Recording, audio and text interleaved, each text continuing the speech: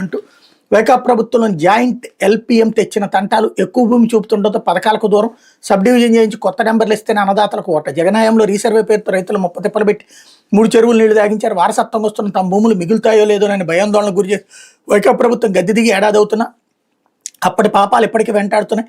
వైఎస్ఆర్ జగనన్న శాశ్వత భూహక్కు భూరక్ష కార్యక్రమం అన్నదాతలకు శాపంగా మారింది. సర్వే నెంబర్ల వారీగా విస్తీర్ణాల నమోదుతో పాటు కొందరికి సంయుక్త ఎల్పిఎం ల్యాండ్ పార్సెల్ మ్యాప్ ఇచ్చి వాళ్ళని త్రిశంకు స్వర్గంలో పడేశారు. దీంతో లక్షల మంది అన్నదాత సుఖీభో సహా ఇది సంక్షేమ పథకాలకు అర్హత సాధించలేకపోతున్నారు. పంట రుణాలకు కూడా నోచుకోవడం లేదు.